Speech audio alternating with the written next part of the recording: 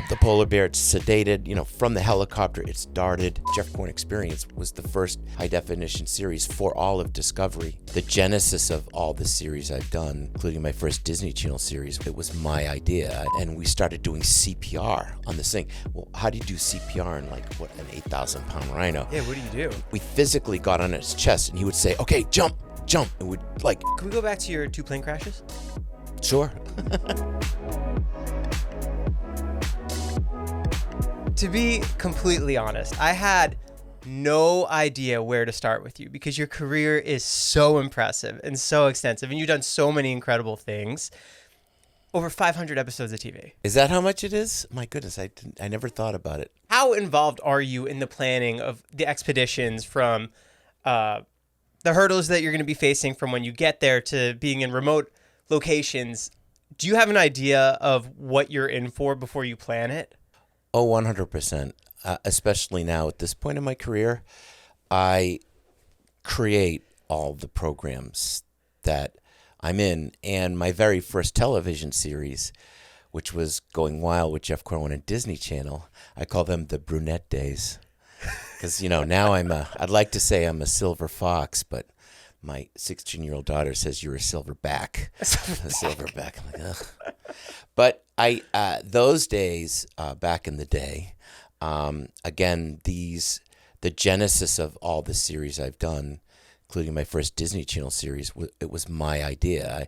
I put together a video of me messing around in a rainforest, catching snakes, and pitched it. And I lived in Massachusetts, was a student at the time, and it didn't materialize until one day I was in graduate school and got a call, and it was like, it's the Disney Channel and they want to meet you. And that was how it began. But I've created all of my programming, and with the exception, a few times I've been hired to do things, but everything from CNN Planet in Peril, I created that and pitched that to Anderson Cooper and CNN. My Food Network series I had, Extreme Cuisine, I created that and pitched that. And I did, I was in Tinkerbell, the Never Beast. I didn't pitch that. They said, Jeff, would you like to be a fairy? And I was like, I don't know. And at the time, Marina, my youngest daughter, was like 6 or 5. And I said, oh, they want me to pitch. She said, you have to do it. I went, sold, I'm your fairy, Buck, the animal fairy. But so for the most part, I've created all my programming, and I know what I'm getting into. The difference is, in the very beginning, I often was held hostage. It was like they would get you on and then sign you up and then lock you down, and you lost a lot of freedom. Now, I create it. I have my film crew that I've worked with for 20 years. Same people. Same. Sarah's my producer. Glenn's my DP, Luke's my DP, Seamus is my sound guy. We're a family on the road. They're here now. Today's our day off, so I'm going to my camera guy's house for a little barbecue tonight. But so now I control, or I wouldn't say I control, I progressively focus my partnership with the people I work with. So I never do anything I don't want to do.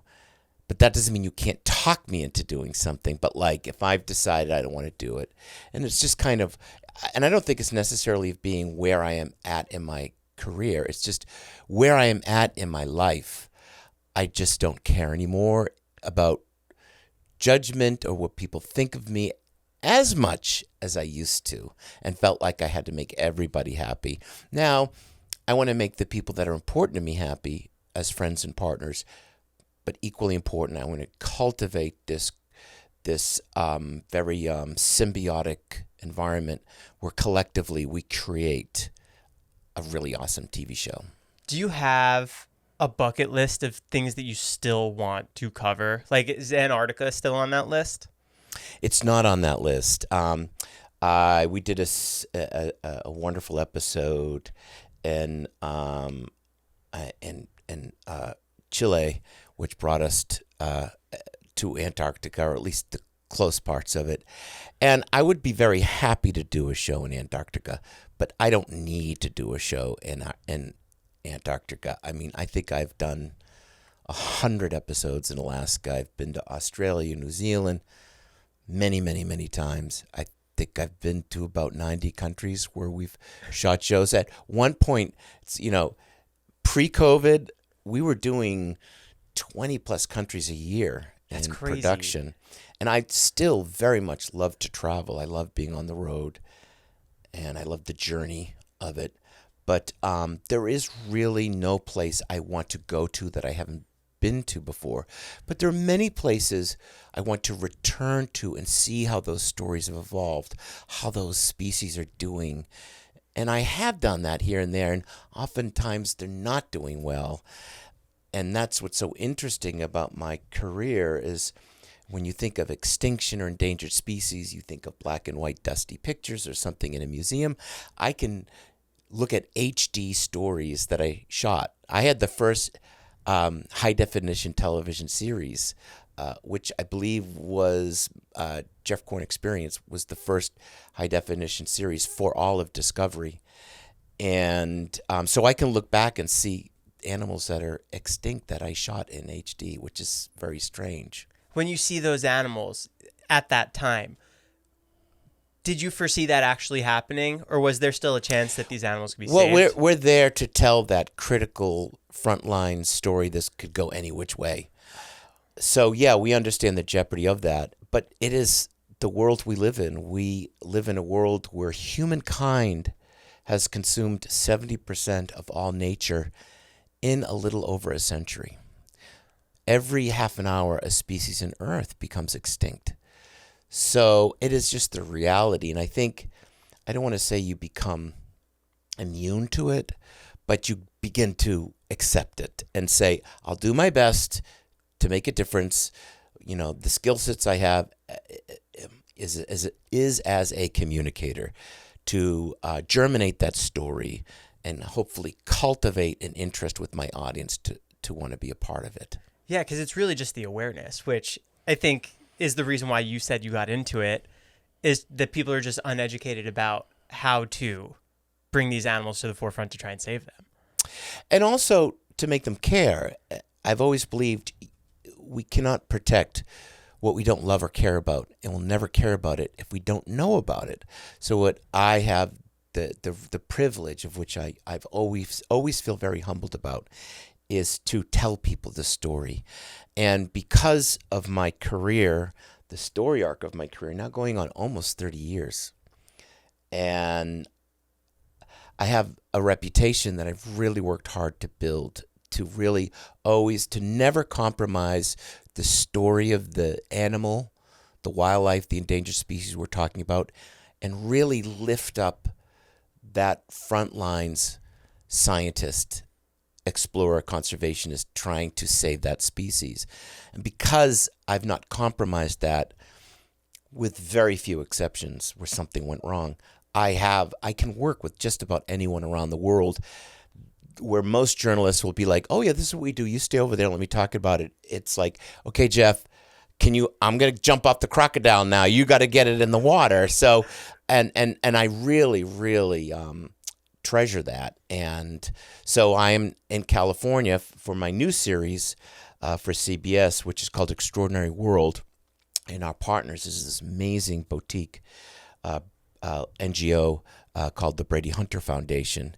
And they're not stuck behind the veneer of these high-end, blue ribbon nonprofits. They're just kind of get down and dirty and get it done. So they're our partner for this series. And we're doing this amazing. Again, what's really cool about this, it's new muscles to exercise, where normally it's like get in the jungle, catch the snake, talk about the snake, or work with a scientist saving this manatee in Florida. Our California episodes we're working with the U.S. Fish and Wildlife Service with their incredible California Condor Conservation Program, hands-on, going to be helping them catching them and pit tagging them and doing health assessments for species that almost became extinct. Oh, wow. So here's a positive story. When I first filmed California condors, there were very few living in the wild. What year was this? This would have been, oh my goodness, 20-something years ago. The last time I filmed California condors, there was 350 living in the wild independently as members of an intact wild species. So we'll be doing that. So that's one story. But what the formula, the recipe for Extraordinary World, it is about conservation and wildlife and nature. But it's also about how we treat domesticated animals and people that find themselves either financially strapped or in whatever situation where they need help to keep the non-human members of their family together with them. And then we look at the human uplift story. So our really awesome uplift story is this really cool school in L.A., in an urban area in L.A. I think it's Compton, right? And that's the neighborhood, yeah. Right? And we're working with the L.A. Chargers, which I'm so excited about. They're a Brady Hunter founder partner, and I'm working with these sports people, and we're giving bicycles away, over 360 bikes. Every kid in that school, they don't know it, but on Monday they're all getting a bicycle, which we hope will be the beginning of their journeys to explore the mountains of LA and find the critters and stuff. But my big learning curve was, I was like, I'm going to have to start practicing basketball to be with the LA Chargers. And they're like, no. And I'm like, pick a ball. What is it? And they're like, it's football. So it tells you I know nothing about sports. Yeah. That bike reaction is going to be incredible. It's going to be really amazing. And again, it's not a story that I think you would necessarily connect with me. But these are new muscles to exercise, new stories. And that's what I find very refreshing about my career, is doing new things. It's not necessarily a new creature, but new ways to exercise my art. Where is that going to be aired? It's going to be on CBS on Extraordinary World. And that series is starting pretty soon. Are there any expeditions in the past that really stand out to you as I can't believe my dreams actually took me here and that it's actually happening? Many, many, many, many times where I have considered myself so fortunate that I've been able to live my passion and live my dream. The career I have today at 57 years old is the career I began creating when I was 8 years old, when I first found a garter snake in my grandmother's backyard. And I began to shake with just the thrill of this little snake. And that was my gateway into science and nature and wildlife. And then 8 years later, still studying the snake, learning all about it, the next door neighbor to my grandparents killed that snake in front of me, cut its head off with the spade. And that was the day I became a conservationist. But I've always been sort of slowly twisting and winding my way to this road, and it has allowed me to have these incredible journeys. I would say probably a moment to me that was pretty incredible, where I just had to take stock and say, dude, you're doing this. I was with the top polar bear biologists for the USGS, and he was studying how climate change, and this was going back a few years. So this is when people weren't believing in climate change, but they were focusing in on that to see how it's impacting polar bears, which there are only 25,000 left. So he would capture the polar bears, put a satellite collar on them, look at the cubs, assess the health of the cubs, take different samples, first samples to look at heavy metals, all these things. And I get to be a part of it. So, like, we've got this, and this was an episode for Animal Planet. And grab the polar bear, it's sedated, from the helicopter, it's darted. And and the cubs are there, and the cubs running off. And I went, oh, the cubs. And he said, go get them. I went, okay. You So had I'm to go running get- after the cubs. I grab one cub and I grab another cub, and these aren't small cubs. And bring her back, and we sedate them, and they go to sleep, and we're doing the workup in her, and we're weighing her. And it's so blinding. You see this endless. This was in Kaktovik, the Arctic. It was about minus 50. And you're on 6 feet deep sea ice. And we do all these tests and samples, and I'm talking about it, and then he takes a milk sample. He said, have you ever tried polar bear milk? And I said, I can honestly say I have never tried polar. He said, do you want to try it? I said, I would love to try it.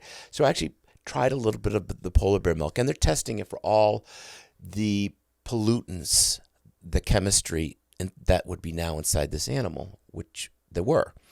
And he was like, and he's telling me about, this is the richest animal milk in the world. It's like 80% milk fat and this, that, and it was just this really cool thing where it's more than just about science, adventure, and conservation. It's like two conservationists, two guys who love nature, having a cool sidebar moment. But it was also his trust in me to say, I think I'm going to do this because he's going to tell this story right. That was one incredible moment. Another, and it's odd that these are two bear moments, but another one was filming with the U.S. Fish and Wildlife Service, which I do many, many stories with, and I'm a big fan of the U.S. Fish and Wildlife Service because they are our hands, collective hands for our country to garden nature and ensure it survives for the next generation. So we were doing stuff with Kodiak bears in Alaska on a big glacier. We're darting. We're after this one bear that he needs to get to because he thinks she will die soon because she's very old and her cubs are bone thin and she's bone thin. We know her because her name is Broken Ear. This was one of our best. This was an Emmy Award winning episode and our number one episode. On which show? Ocean Mysteries on ABC. So we see Broken Ear and there's so much adventure happening. We're in the middle of nowhere and we're staying with the field team up there.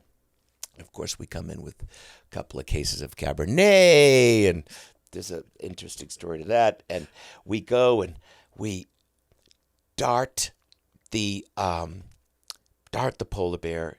She goes down, and we get off the helicopter, and the helicopter is on the precipice of a glacier that goes down, and it is like this. And we all get off, and he's like, "All right, everyone, get down, get down." And just as we do that, the helicopter just so many things happening at once, so many spinning plates.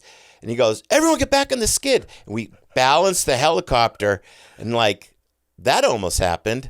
And then we go down, we get the polar bear, I'm helping him and all this stuff and it's Broken Ear. And we put the collar on it and this incredible scientist is doing all this amazing, and this is the end of his career. This is probably his last year in the field, and I get to be a part of this with this touch and go story of this Kodiak bear. Well, we then went back, which we rarely get to do, but we did a follow-up episode. We tracked her, and we thought she had about an 80% of not surviving. Lo and behold, we go back in August. We're doing a study, this cool technology of normally you'd catch the salmon, you have to kill them and take a sample to know how climate change affects salmon, their fat content, which affects the animals. They have to work harder because they're getting less energy. But they had this really cool technology where they would allow the salmon to swim on it, and they were able to, first of all, photograph how many returned using these analytics. And then instead of killing the salmon, we just took this probe and it would tell us the exact amount of water and fat content. So the salmon got to live. Well, we went and we tracked down Broken Ear, and Broken Ear had put on 200 pounds. Her cubs were just gorgeously plump and healthy. And it was like they lived. It was such an emotionally cathartic payoff for us. So, those are moments I look back. I mean, I have 1,000 of those. If I was telling you these stories at a bar, you'd be like, "Oh, that guy's full of it." Right? No. But we had this fun like tequila moment where it's like I'm gonna make the Jeff Corwin margarita. So we put tequila and stuff and have a little bar going, and we don't have any ice. And the helicopter pilot's like, And he was not drinking, I guarantee you that. And he said, if you want some ice, I'll just take you to the top of this glacier. You can get some ice. So I get up there and, okay, and with this metal bucket, and I check out, looks like a big sapphire of 10,000-year-old ice. And then go down there and it's like, man, best margarita ever. And then 2 months later, the controller, the person who handles all the budgets and stuff, said, hey, how was your trip to Alaska? I said, it was awesome. This is going to be a great episode. And they go, yeah, how are those margaritas? And I'm like, they were delicious. And he said, yeah, it was $2,400 in fuel to get those. I was like, For the he did. I did. So that was kind of a fun story. But, I mean, there's been so many stories like that. Being there when a new species is discovered. And I've been there, and I was there when a new genus, which is really huge for someone who studies taxonomy, for someone who studies the different types of critters. That's their goal. That is a lifetime megabucks moment. It's a once in a decade thing. And we discovered a new genus of frog in Nepal, or rediscovering a species that they thought was extinct.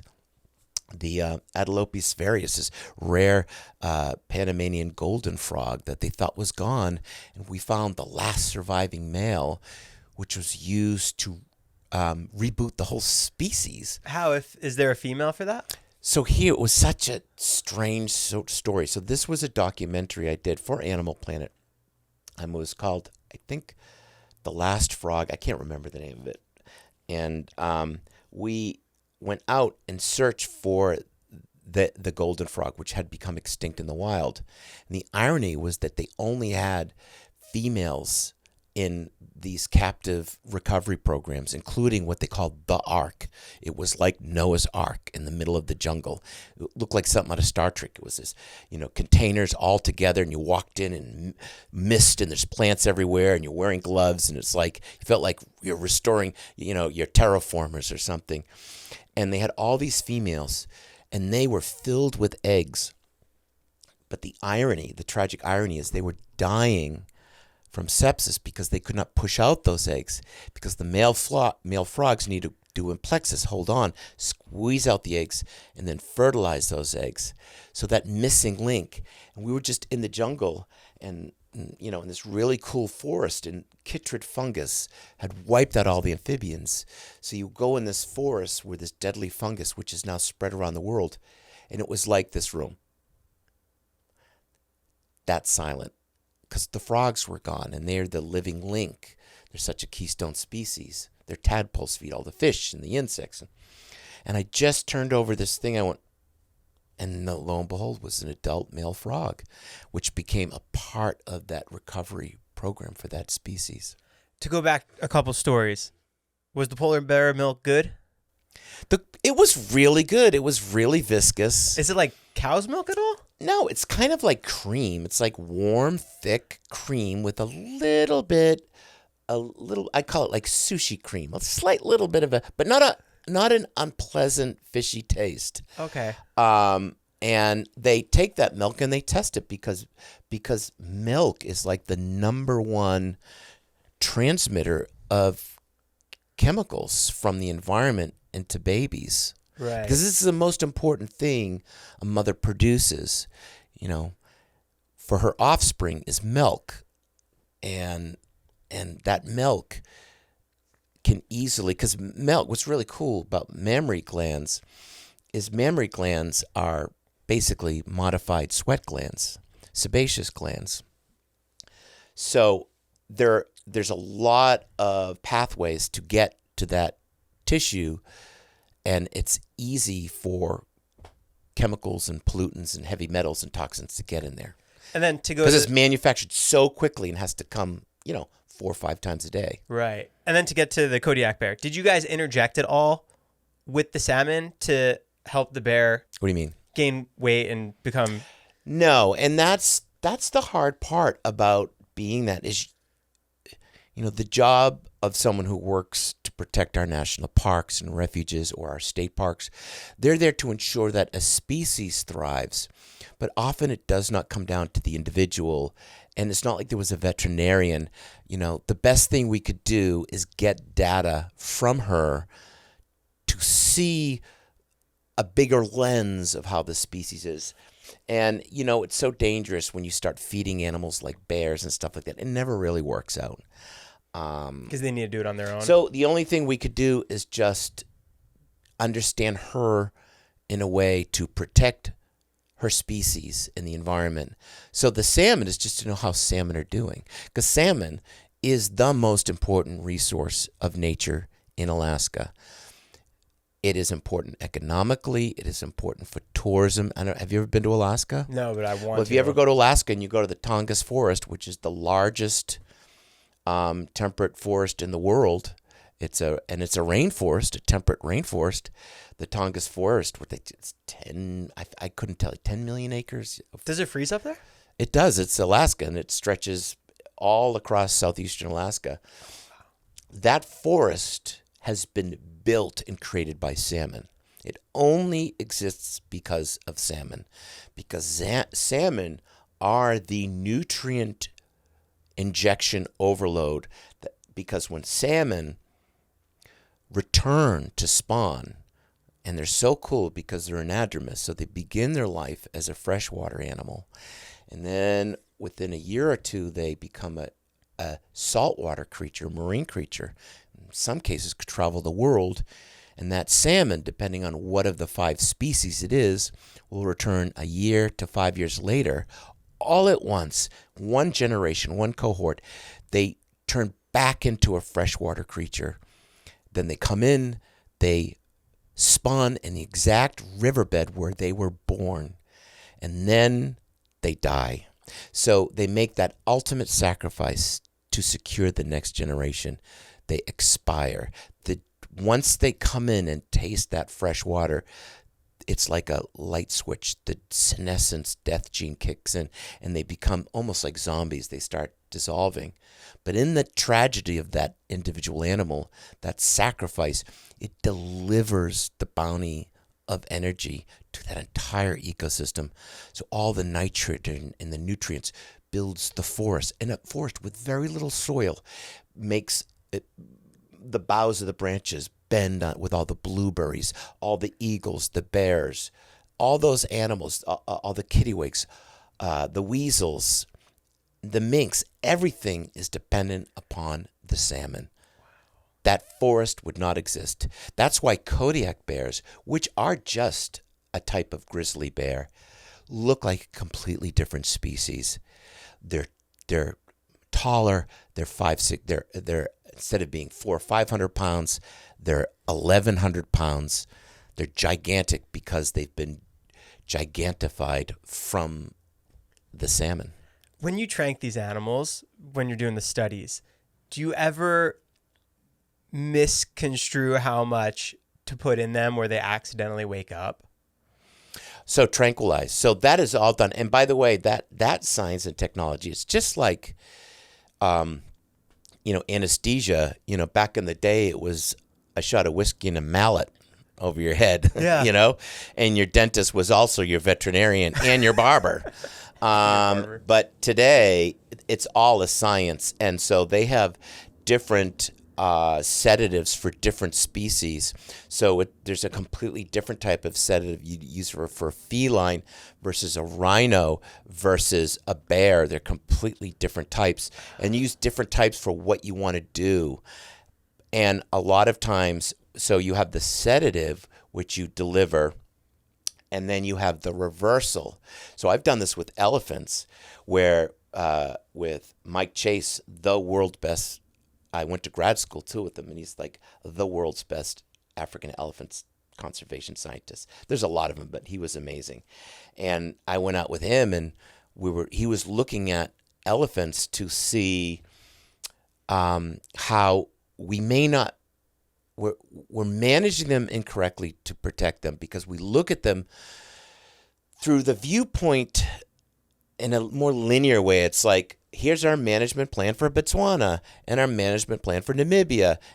But like, that elephant can go from Botswana to Namibia to Angola in one day.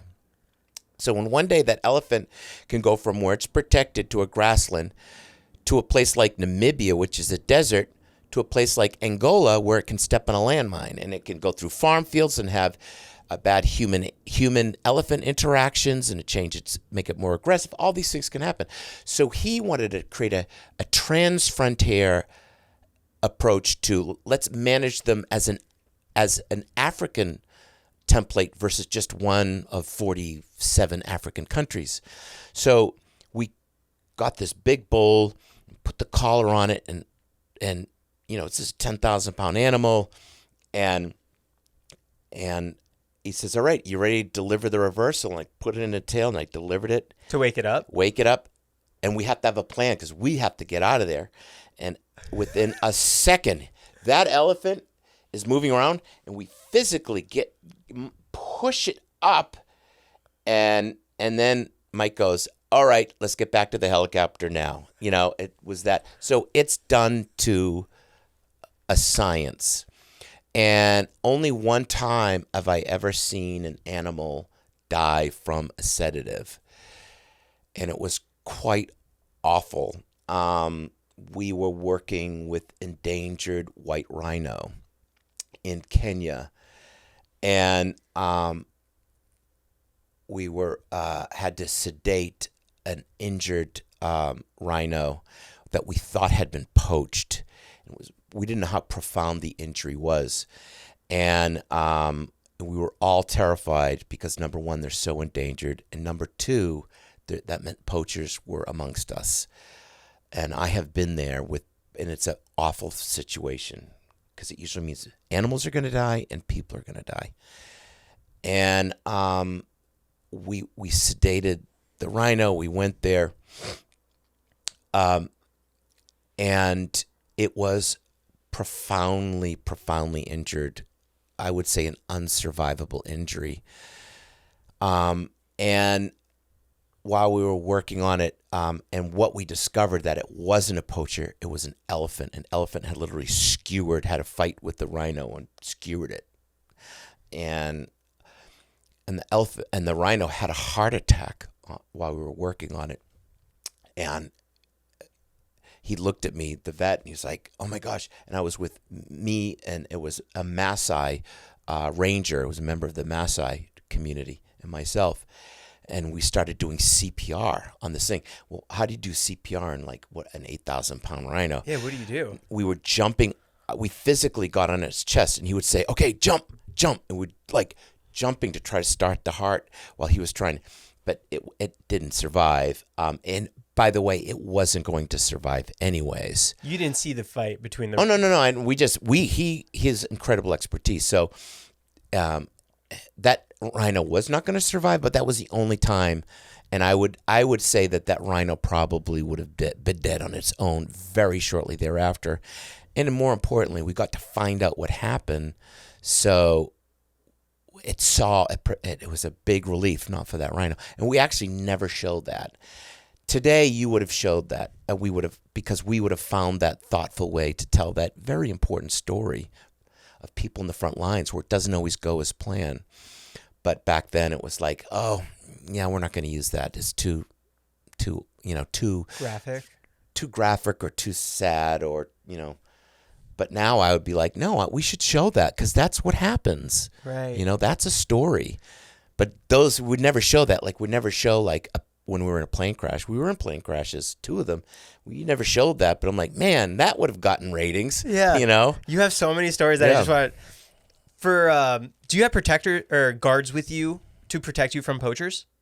We have, yes. Because the poachers are going after you as well. They're not really going after us, but you're always when in Eastern Africa and you're working with I've done many stories with the KWS, the Kenya Wildlife Service. Incredible men and women that are the last stop preventing extinction of rhinos and elephants and hippos and other creatures that are trying to eke out a survival in Eastern Africa.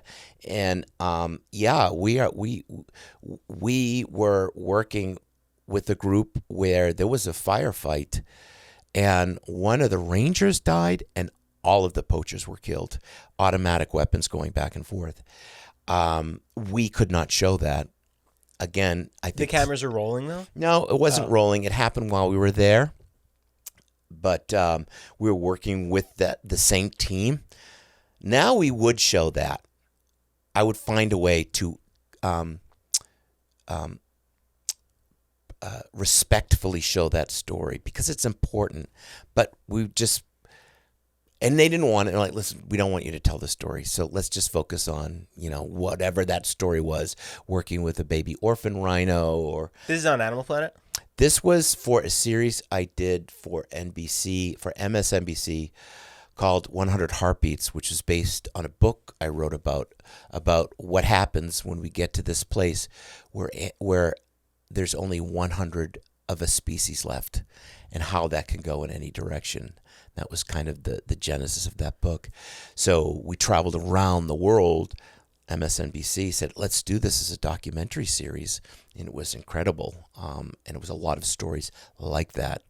People who have given up their talents, their treasures, in some cases their lives, to save our fellow non-human earthlings on the brink. When you're doing these shows, everything's funded by the network to tell these stories? Not anymore. It's not. As you know, this business has changed. And back in the day, yeah, it was like that. Animal Planet would underwrite the series, and it was their series. So I've been on series where I created a series with fellow creators, producers. We do the series, and then Animal Planet says, oh, we're going to switch out the production company. Like, sorry, guys, see you later. So, yeah, they paid for it, and they own it. Those days are gone. So, like anything, Jason Alexander gives this great talk, and I've met him before. We were actually in Hollywood Squares together way back in the day. He was like next to me. He was a square next to me. And I saw him recently talking about how if people who are working in this business today aren't waiting for that call. Whether you're an A-list actor or you're a theater person or you're someone who does wildlife documentaries, I'm not waiting for someone to say, who could we get to host this? I'm creating ideas, and then I'm pitching those ideas, and I'm bringing partners to the table. So Brady Hunter is my partner for Extraordinary World on CBS. I have this incredible series that I love on ABC called Wildlife Nation Expedition Florida. And my partners to tell that is the Miccosukee tribe of Indians of Florida, this amazing Native American community that live in the Everglades that want to tell the story of how a people's culture is impacted by, collectively, how a world forgets or fails to take care of an environment. Culturally, the Everglades is their home. It's everything to them, and they're doing everything they can to save it for the next generation of Miccosukee people, of Indians. So we have partnered with them to tell the story of Florida, which is the poster child of everything going wrong with nature, and in many ways, the opportunity to make things right. What is going on in the Everglades? Oh my goodness. So everything. So the Everglades has been treated as America's backwater forever. The Everglades is the hydrology of Florida. What you learn in Florida is that nothing lives in a vacuum. Everything is interconnected. And what interconnects that is water. Whether it's Okeechobee or whether it's the amazing rivers, it's the coastline, it's the mangrove swamps, and the Everglades is this huge body of water, this ebbing and flowing, constantly changing river of grass. It's a wet, sopped underwater savanna like you would have in Africa. And all of those animals have evolved to live in that water cycle, where 1 minute they deal with tons of water, and then they deal with dry parts of the season, and nature exploits that there.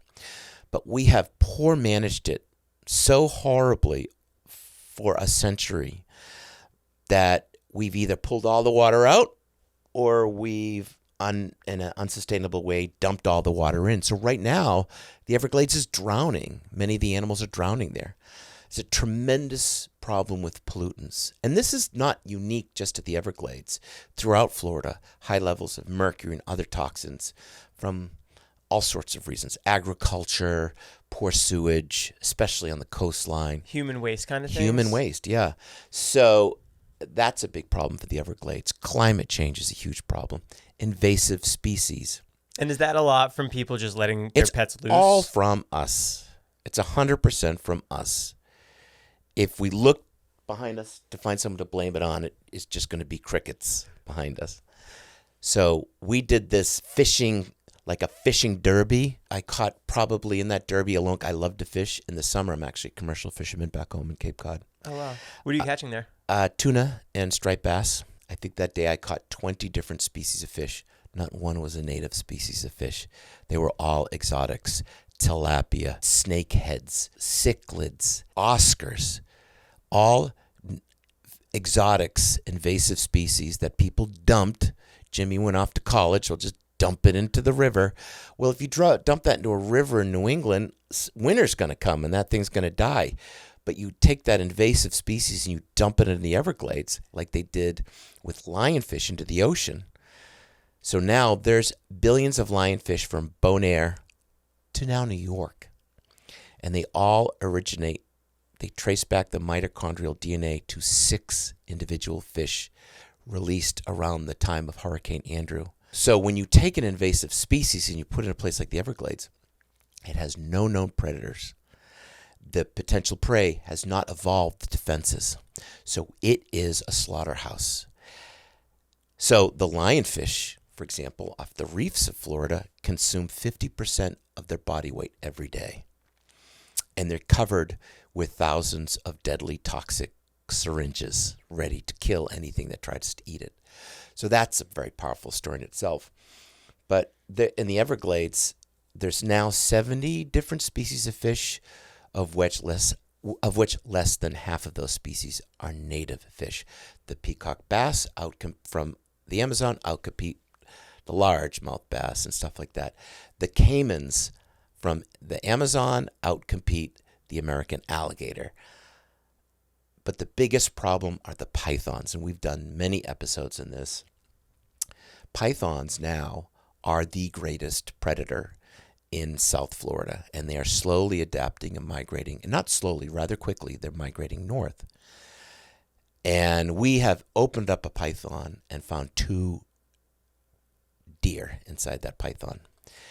So now it is believed that the invasive pythons, which have only been there for a couple of decades, have consumed, guess how much? 50%? 90% of all the mammalian life in the Everglades has been swallowed up by invasive pythons. There's no way to reverse that at this point. I don't know how. I mean, I think all the programs are important. We've done these with the University of Florida in Gainesville, the Miccosukee tribe of Indians of Florida. They have their own Department of Fisheries that are using a lot of science. They've trained dogs to actually sniff out. You know, dogs can sniff out drugs at an airport. They've got dogs that can sniff out pythons in the Everglades. We worked with my buddy Brendan, who's a grad student, and he's using, one snake has about 100K worth of transmitters and technology to track them. We're learning a lot about them. The most important ones are the females, and then we'll put transmitters in the females to find out where they nest when the males come in. But right now, the only thing you can do is just catch them and dispatch them. But there's no real solution yet. Maybe there's an inhibitor to turn off the pheromones. We don't know. But it is a war, and we're losing that war. So that's just one problem. And then if you go to the coastlines of Florida, so the only place in North America where we have coral reefs are in Florida. It's our only tropical reefs. And how many of those reefs do you think survive today? 20%? 3%. So 3%. That's from the invasive species? That is from climate change. poor tourism, poor, manhandling, loving them to death. But climate change causes the water to warm up, and what corals do around the world is they become very stressed. A coral is both an animal and a plant, and when they stress, they purge out their plant components, what they call the zooxanthellae, which it looks like a harmonica, and it's very small, and basically it's like a solar panel, and what it does is it converts that light energy into sugar energy. So it loses that ability, and it's just doing that. It's like if you were in a lifeboat, I'm going to, and we're floating, you're going to get rid of everything. You may have to dump that battery because it's heavy. Well, you need that battery, and that's what's happening with corals. So they have that component, which is not unique to Florida. The Great Barrier Reef has lost 50% of its reef in just the last 5 years. But the other problem is you have the places like the St. Lucie Inlet, and you have the Jupiter Inlet, which take all the pollutants that come from places like Okeechobee. And when they let that water out, they'll hold it in, they'll have levees and stuff, but eventually they have to let that out because Florida has a lot of water. When they let all that water, it takes all that fresh water, which is a shock to the system for the saltwater plants, right, and corals. So they're not ready for that. It changes temperature and changes salinity, so it kills the seagrasses and them and the coral. But then it also will introduce mud and toxins, so it suffocates the coral. So it's kind of like a perfect coral killing storm, literally like a storm drain way of killing this. So there are solutions. We could fix it, and they are. So they have labs like Moat Marine Laboratory. We've done many stories where they're actually growing the corals in a lab, and trying to find hardier ones that are more resistant to climate change, and planting them in the ground. There are corals now where they can no longer sexually produce. Corals produce two ways. They produce by breaking off like a branch in a substrate and flowering and growing. That's one way. Or they produce like animals. They'll produce sperm and eggs, gametes that will free float and play the lottery and hope that they'll connect and begin a new home, right? Each coral puts out a male and a female. They produce their gametes and little packets and those gametes, and it's called a spawning event, just like salmon do. And that spawning event, which we have filmed, and it is incredible. It is a spectacle. It happens at night. And the scientists know the exact moment this is going to happen. It's usually by a lunar cycle. And we will go there. And all of a sudden, you see the corals just start to change a little bit and then dilate. And it's like upside down snow. And creatures come from the deepest depths. And everything comes in to eat all of this. And, that's okay because there's so much. It'll provide the nutrient feed for all these animals, these little worms and fish that come in, and crabs and everything. And then, but statistically, there's so many gametes floating that the odds are very good that enough will connect. It's become so disparate that they're sterile, that there's just not enough there. It'd be like, a human man and a female saying, I'll do something over here, and then maybe it'll, it is like, no, it's numbers, sperm work in numbers. That's how they get the job done. It's a quantitative journey, not a qualitative journey. So they're now sterile because there's not enough reproductive material to randomly connect. When that does, the coral then becomes a planula. It's literally like a submarine. It's a swimming organism. It swims, and then it will find a place and it will swim down, and then it transforms into a coral, which is kind of amazing. Do you think that there could be better steps taken to prevent them from disappearing? Absolutely. An ounce of prevention is worth a pound of cure. And if we were just to be kinder to the coastal ecosystems of Florida, the mangrove forests, that help restore the seagrass beds. It's why the manatee population died off significantly 4 or 5 years ago, because of these pollutant, climate change, poor management factors wiped out that very important habitat, that seagrass bed. But scientists are working and conservationists are working, and we have seen they produced this seagrass bed called Rockstar because it was a bloody friggin' rock star, and it came back, was able to survive these changes, and it was a critical survival factor that allowed the restoration of manatees in Crystal River, and we got to tell that story. And there are people working in these labs to keep the corals alive, and then you go down and you plant them and you grow them. But if the environment isn't fixed, these are but band-aids. But we can fix it. We just have to choose to fix it. And we would have beautiful coral reefs of Florida that could probably withstand the challenges of climate change. But we choose not to for whatever reason. And now our corals pay the price.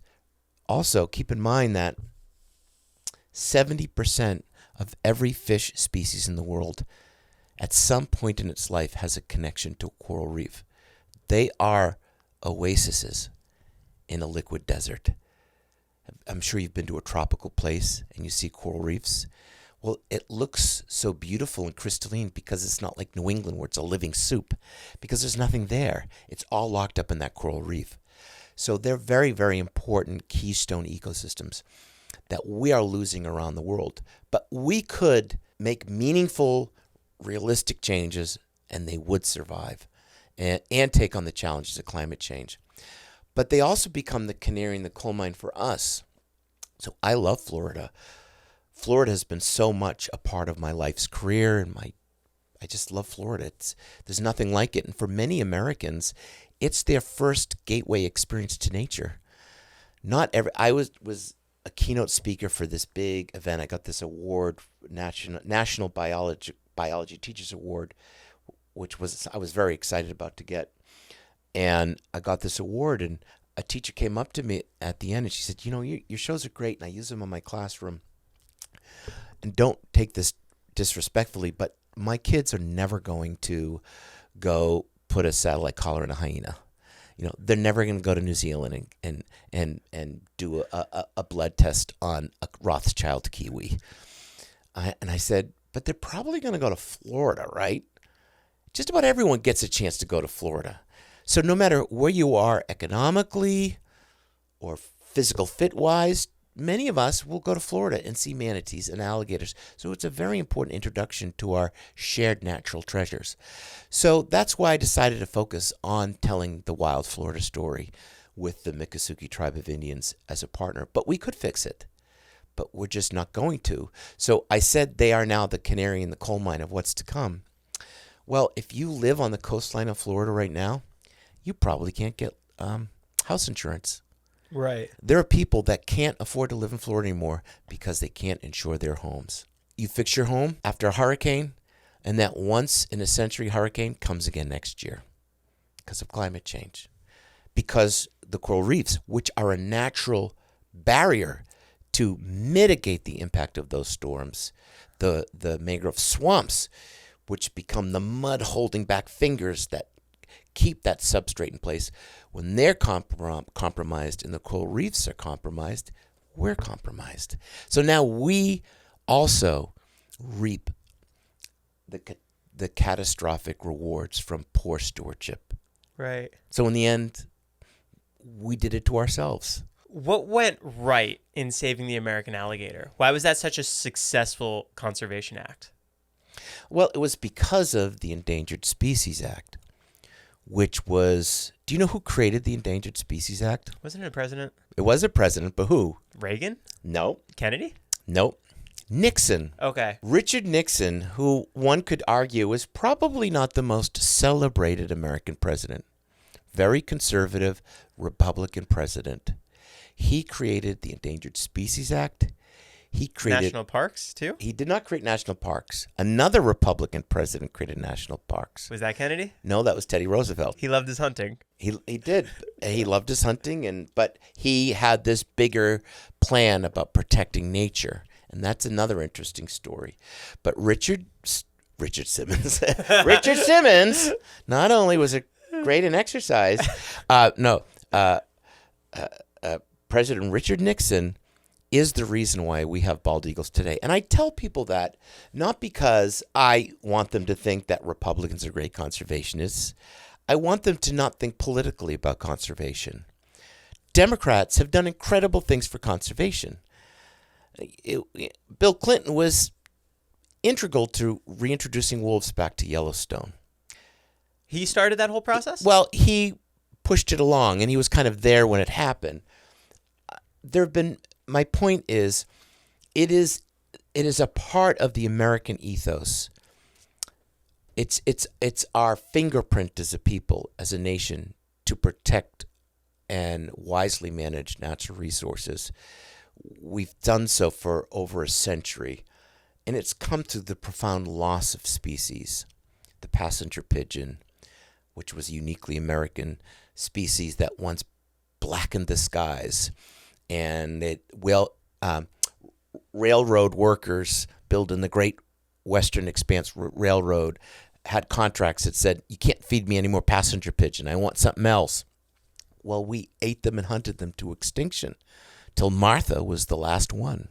And her stuffed body survives today, I think probably at the Smithsonian Zoo. The heath hen, a beautiful bird we lost.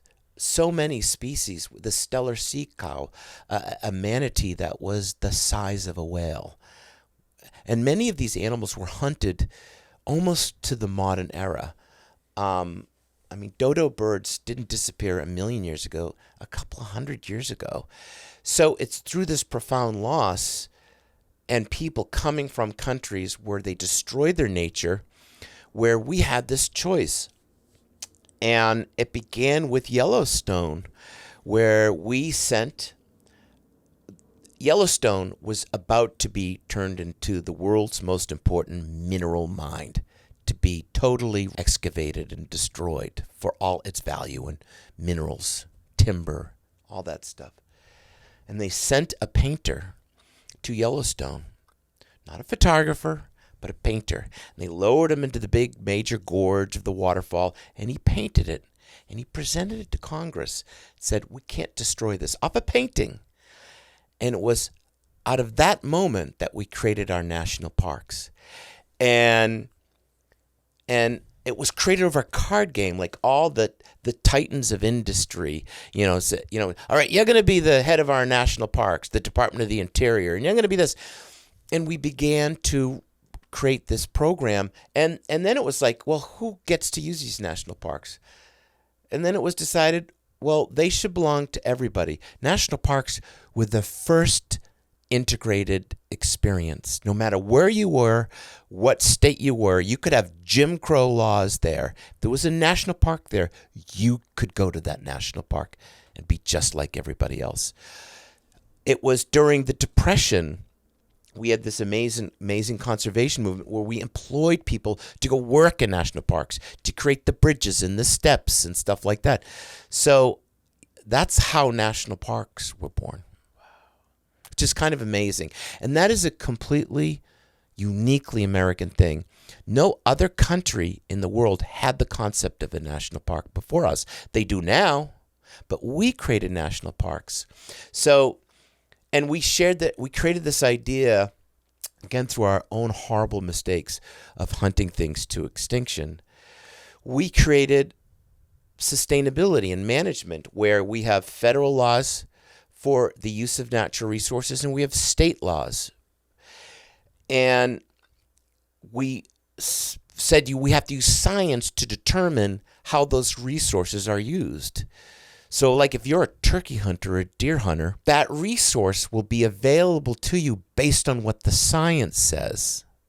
And that ticket or the tag that you buy to hunt that deer, to go turkey hunting, then goes into the management of the resources. So, for example, New Hampshire, all of their money comes from ticket sales for hunting and fishing. Almost all, I'd say 90% of it, or violation tickets and stuff like that. So we created this system of sustainability and long-term management, which you can see in our state parks and our national parks. I mean, I'm sorry, not in national parks. There is no hunting in a national park, but like in some wildlife refuge and stuff like that. But on the state level, you have areas where you can access that resource for fishing or hunting or hiking, whatever that is. Those reasonable fees then go into the management of that system. I mean, that is a uniquely American system.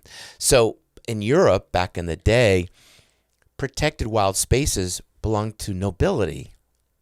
And you as a commoner couldn't use that place. You couldn't go walk on the 10,000 acre hunting reserve that belonged to, Lord Cream Cheese and Jelly Sandwich. That was his. And if you did, and let's say you went there and you killed an animal, you would be put to death for doing that. So a lot of this also came from the puritanical journey when the separatists left England and Holland in 1620 and came over in the Mayflower. They came from places where they were controlled, their religion was controlled, and their access to resources were very limited. And that's kind of how it all began.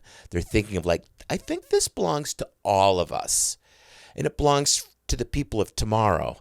Now, they certainly didn't do it perfectly. The Native Americans can tell you how imperfect they were, and that and the messiness of that. But I think that was kind of the spirit of it. You were talking about Yellowstone. Wolves recently got reintroduced into there. But almost 1990. 30-something years, yeah.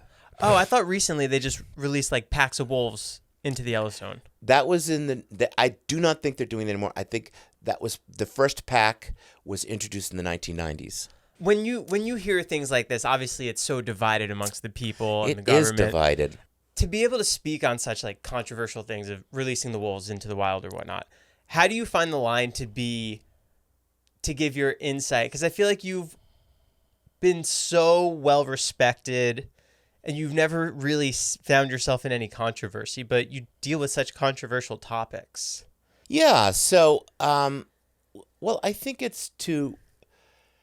I think the problem is having an extreme viewpoint, a very narrow look at a challenge with blinders on. It's a disservice to yourself to really immerse yourself in that challenge and learn about it. So I find being extreme on any side never works. And I look at how polarized we are today in our beautiful country. How friends aren't friends anymore, and neighbors don't like their neighbors, or even in the family unit, there's conflict because people have become so extreme and repellent to each other. And that often happens with environmental issues. I am not an extreme person. I have always believed you get more flies with sugar than you do with vinegar. So I try to look at it holistically. And I know I can't win over that extreme person. They're never going to take account and truly listen to what I have to say because they have barriers up. And that person on that side, I can't reach. But I can reach the people in the middle.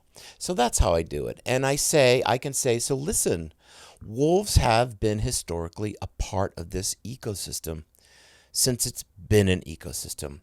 As the keystone apex predator, they are very, very important. And I can share with you scientific textbook studies that have revealed that. So in Yellowstone National Park, before they reintroduced wolves, there was only one pair of beaver for the whole park.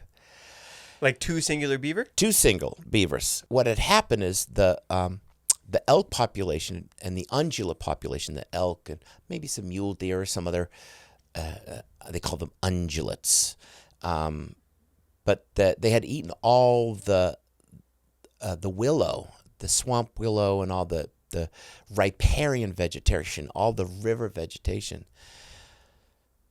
And when the wolves came back, they brought the elk population down to carrying capacity. It was stabilized so that vegetation came back. When that vegetation came back, the beaver population grew because they had willow to eat and to make their lodges and their dams. When they made their lodges and dams, the streams and the riparian and the wetland habitat became more robust, and the trout population exploded, and the yellow-legged frog population exploded. All the amphibians did well. So that one wolf introduction had a cascading effect. So that is a great example of the value of that wolf to that ecosystem. But there's the other side of that story. Let's say you're a rancher, and you don't become a rancher because you're looking for a landing strip for your private Gulf Stream, right? You become a rancher because you love the land. It's probably in your blood. Your parents did it, and their parents did it. It's a hard, bloody life to make ends meet ranching livestock or agriculture, especially with the unknowns of climate change. And if a wolf shows up, wipes out your livestock, which can happen, and I've seen it happen. One night, all your lambs are dead. Well, that needs to be recognized, and there needs to be restoration and restitution for that. Is that where the government steps in and refunds you? Well, that's when NGOs come in and stuff like that. And then I think sometimes in science and in conservation, we have an anthropomorphic way of looking at animals. We look at them through the emotional lens of our pets and ourselves. And that's not the way it is in nature. It's a wolf eat wolf world. It's tough. And not to say that there isn't emotion and there isn't meaning to an animal's life, but that's not our meaning, and it's not our emotion. It's not our anthropomorphic human lens. Do you ever feel overwhelmed with how much there is to do? Only in my own personal life, I can get overwhelmed, and I just kind of have to make a list. I send myself a text message. I'm like, dude, you got to accomplish this today. Not in the storytelling process. I kind of look at it a little myopically, and it's like, this is what we're going to do this season, or this is what we're going to do this episode, and stuff like that. But I'm done. I wrote this book about endangered species, and it really, that is actually when I started going gray, because I was so stressed out and I was so heartbroken to see all of what we've lost and destroyed. But then it's like, but we're doing this, and we have restored California condors. The gopher tortoise in Florida is making a comeback. People look at snakes differently from my career than I did growing up. People don't kill snakes like they did. So I'll take those little wins. And at this point in my life, and also I have 2 daughters, and now they're young women, and they've got their lives, and that's really my focus. And eventually your job becomes your job. It's a job you love, and I love my job, and I do care about the world, but I have the reality check of I'm just one very small part of it. You've done such a huge part of it, though, because even I grew up watching you, and I love animals because of what you did and how you presented them to the world. That. Yeah. And yeah, I love what I do, but I love it for a different way. So I remember when I first started doing the series, like, all right, you're going to go out and catch a king cobra with this king cobra biologist in Thailand. I was so excited, and I was terrified, and da-da-da. Now I probably wouldn't catch that king cobra. Not because I couldn't, because I know how to catch a king cobra. But I would rather like work with that scientist and say, oh, I want to be your sidekick. I want to be your like assistant for the day. What do you need me to do? One of the things I'm so proud about my series, and I didn't realize this until later, like a couple of years ago, over 80% of the scientists, the researchers, the explorers we feature are women. And we didn't try to do that. That wasn't our goal. But it's something I'm really, really proud of, because I was like, oh, in our own little way, we get to highlight these leaders on the frontier of science and exploration and discovery. And especially having two daughters living in our world today, I think it was, to me, that's been really wonderful. Can we go back to your 2 plane crashes? Sure. They weren't official plane crashes. I would say they were really terrifying emergency landings. On little planes? The first one, we were in a 1950-something Beaver, which is a single prop plane in Alaska. It flies on pontoons, and they are amazing planes. I fly in them a lot when I'm filming in Alaska. My best friend in Alaska, he has one, and he's just an incredible pilot. But we were filming bears at Brooks Falls, and my wife was going along for the ride. She was on the plane with you? My wife and my daughter, Maya, who is now a filmmaker herself. She's at Temple University. She's an incredible artist. And she was in the plane, and she was 3, I think. And we took off in the late afternoon. It was a rainy, windy day from Brooks Falls in the middle of nowhere. We got up a couple hundred feet, and we saw smoke, and there was fire, and the engine just stopped. And the pilot said, guys, I don't know how to tell you this, but we're gonna crash. We have to make a crash landing. I'm like, are we gonna land in the water? Do we land in the water? He says, no, we're gonna land near the water, because if we land in the water and we fall in the water, we will not survive. You could be 100 feet from shore. That water's so cold, it'll just suck the life out of you. So you're trying to land on land? We're trying to land in. He's going to steer the plane, take the wind and steer it, and we have no engine. And he does it. We land in there. We land in. But now the journey begins, because we have to wait to get rescued. So we are there hours, and it's cold and rainy. And I remember, and we were filming these giant Kodiak bears, and Maya had to go to the bathroom, so I put her on my shoulder, and I walked through all this, cow parsnip and vegetation. I'm pushing aside, and she does her business, and I put her on. I got my headlamp, and I'm walking back, and a couple hundred feet to where my crew is, the same crew that is with me today. And I look on every one of my print is a giant bear print. A bear had followed me into probably 2 feet from us. Just said, not today. And then walked my way. And I was like, like whistling, and then went back. And I didn't tell my wife until the next day. What's her reaction? Well, it was such... The night is just beginning. So we're waiting, we're cold, and we're tired. They send another plane to rescue us, an Otter. This is also a pontoon plane, but a little different, a longer plane. They send the Otter to rescue us, and we hit a horrible storm where the plane started to have major problems. Because they actually, we should have just stayed there, but we couldn't. We couldn't stay in there.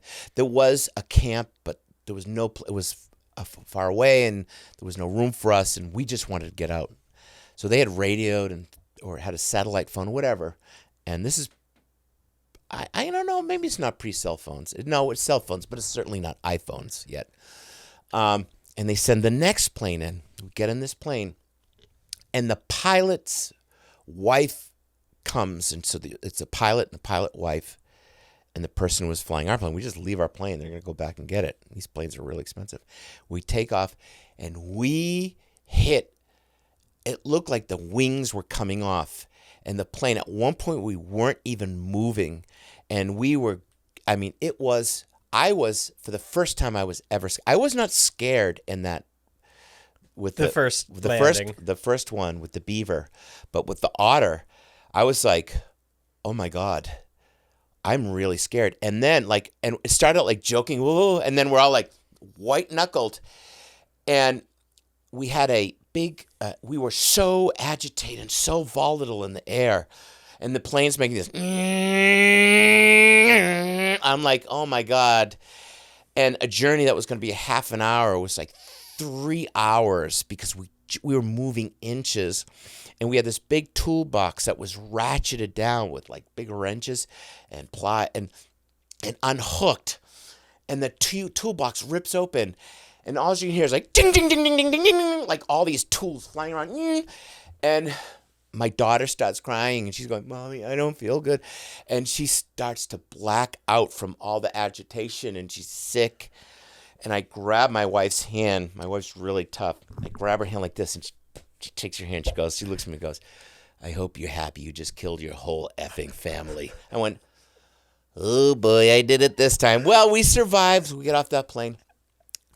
My wife was so upset. I mean, we're all white. Oh, and during that flight, they're like this, and so I'm like, it's gonna be okay. And my wife won't look at me. She's not crying. She's furious. She's like, this is not how I want to go with my little kid in my lap.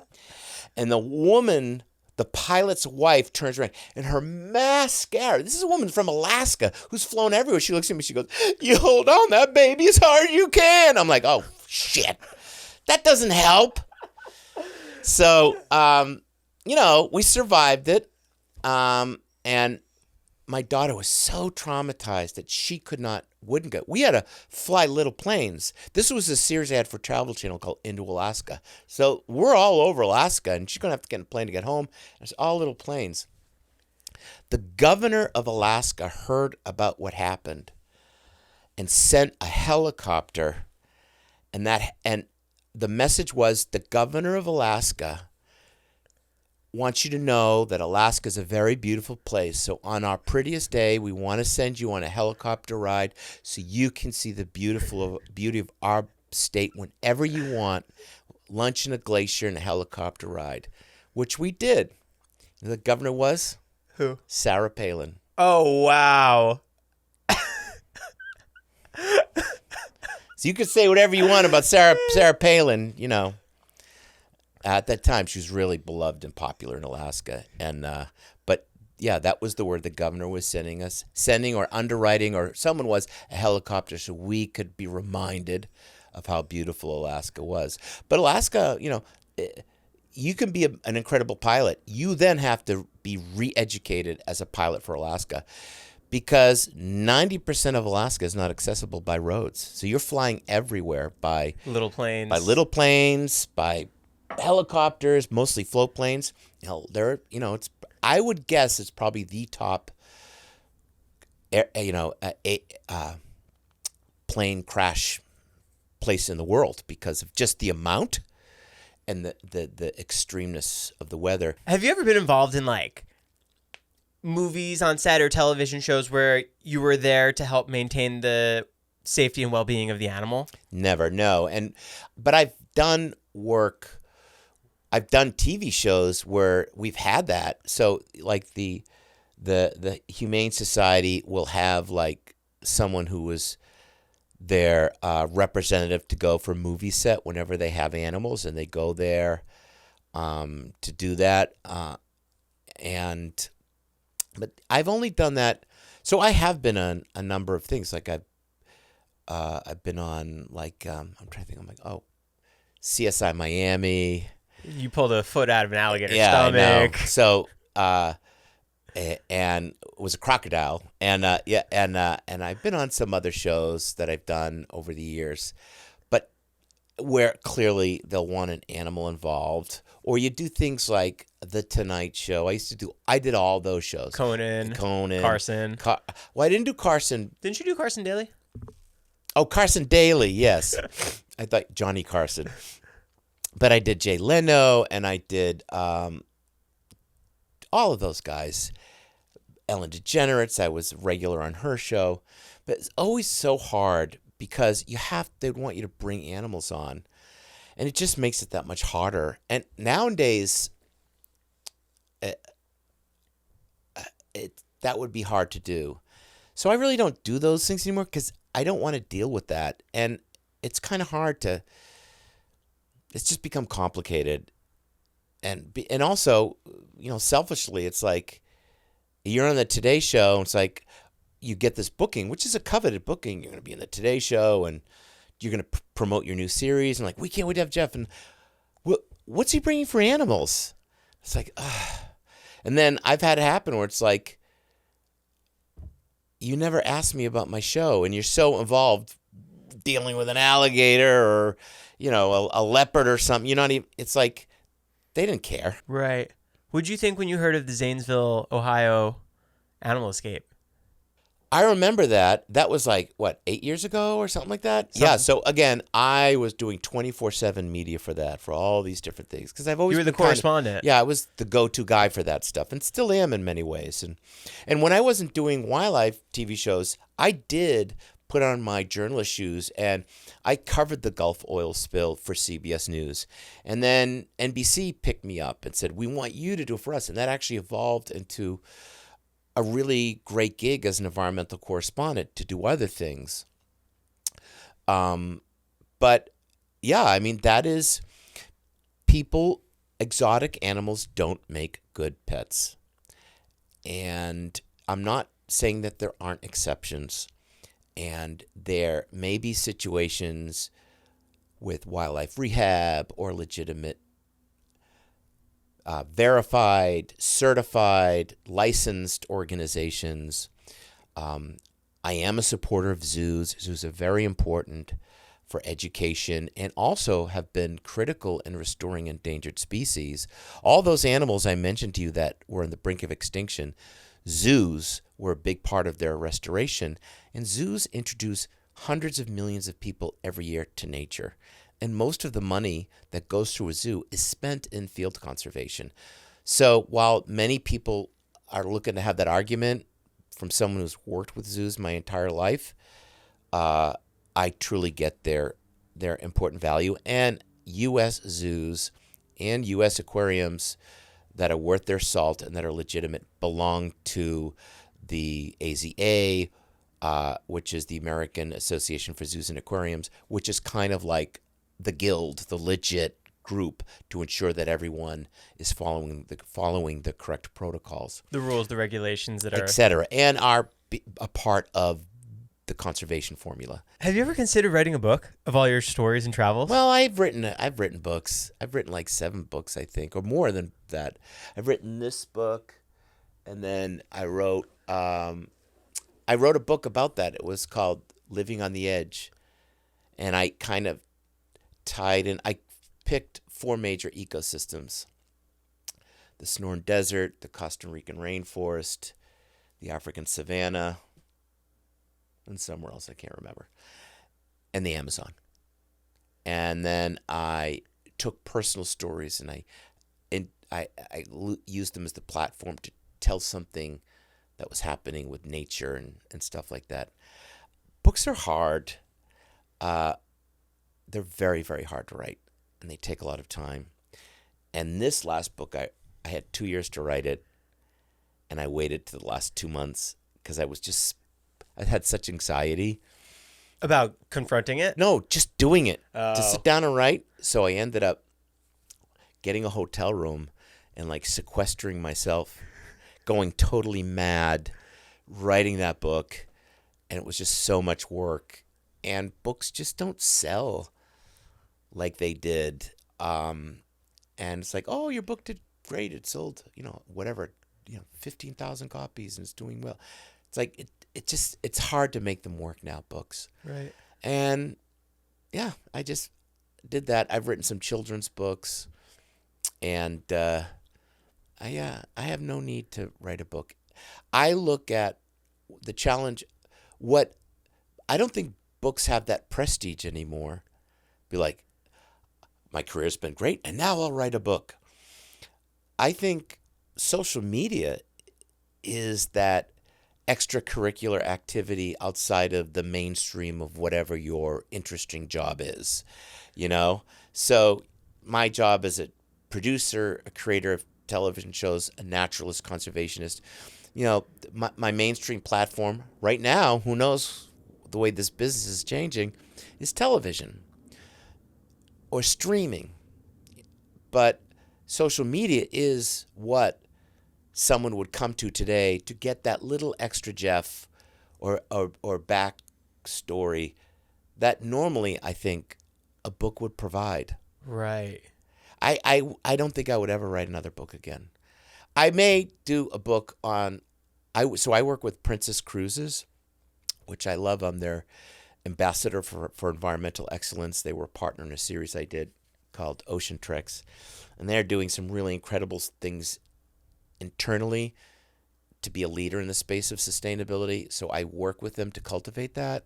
And then I also work to develop really meaningful excursions for their guests. And Alaska is one of my specialty. We do a Jeff Corwin Alaska cruise every year, and it's sold out. And I thought, well, that's like literally a captive audience. You're on a cruise ship. Do you take people around? I do everything. When is this? So the Jeff Corwin cruise, which I think is almost sold out, is at the end of August this year. This is my third one. And I do excursions. I do meet and greets. I do this major event, this like big event, and everyone shows up, and it's standing room only. And I do 2 of those. I do dinners. I talk because I love food, and I talk about sustainable food from Alaska. So, and then I'll do I'll do an excursion every day or twice a day. So for those who have that level of resource and want to do a one-on-one with me in a group, we do whale watching. I take them bear viewing, and I take them to a salmon hatchery, and then we do glacier hiking. But let's say you just want to go on the cruise and bump into me or come to a speech, you can do that. And it's pretty reasonable for what you get. But this year it's on Discovery Princess, and it's a lot of people. It's like almost 4,000 people. So you are busy all the time, and you're completely on. But it's really quite amazing. I never thought I would have any connection to a cruise ship. I'll be honest with you. I never wanted to go on a cruise ship. I was like, nah, it's not my style. Working with that industry and seeing what they've done, especially Princess, which is a part of the Carnival brand, it's really pretty incredible. And I always used to have to kind of defend it like, cruise ship, don't they do this and that? It's like, actually they don't. They recycle all their human waste and turn it into water. They've reduced single-use plastics by over 90%. They've re-engineered the ship so they're, energy efficient. They repurpose the energy that comes out, that's the exhaust, to use that in other parts of the ship. They create their own water aboard the ship. They are now we have a ship right now, Sun Princess, and our next one, Star Princess, that uses liquefied natural gas. So they are real pioneers in the space of sustainability. But I guarantee you, when you look at a cruise ship, you don't think of that. So that's been very exciting with Princess, and I have enjoyed that. That is something I've really enjoyed because I'm exploring parts of my career as a professional, as a conservationist, as a scientist that I've never done before. And I really love that. I love learning I could tell you everything about a cruise ship. I've been on every single Princess ship. And I know about how they work, about their desalinization. I know about their bilge, their ballast, the science of it, how they navigate. And actually, this year, I'm getting my 100-ton captain's license. So you're going to be able to steer it? Not on a cruise ship. Oh. No, you wouldn't. That would be one of those horrible shows. Would all be on the iceberg. Cruising with Corwin. Yeah. And but I've always had a passion for maritime history.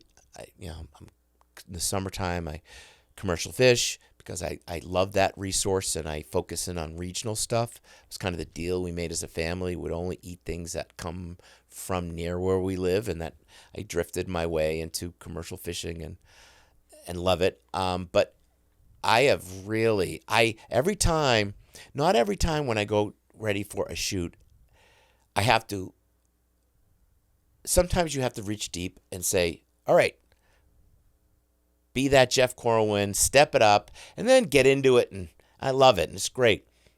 But every time I'm on these cruise ships, I'm just always fascinated. And every time I go below decks and I see it is the ultimate example of real estate as a premium because you're on the water. And these are floating cities that now have incredibly strict environmental regulations. Nationally, international maritime laws are different and intense.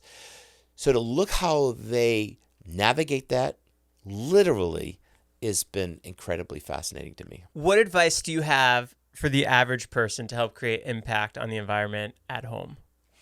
That is a great question. I think the most profoundly negative obstacle, unsurmountable obstacle to making a difference, whether that's conservation, advocacy, social, human challenges, environmental challenges, I think that greatest obstacle, that barrier, is to feel powerless, is to not feel like you have power. I think the moment you feel like you don't have power, you acquiesce in every which way. You don't feel like you have power over your body. Your body is treated a certain way. And I believe the moment you realize you are incredibly powerful, especially today, as a consumer, with your vote, civically,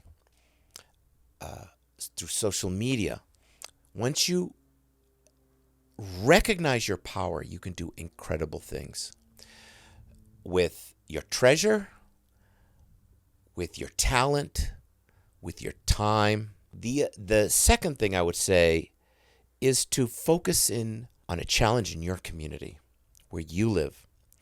If in California, I get it, you want to save rainforests, which we should, and you want to save rhinos, which we should.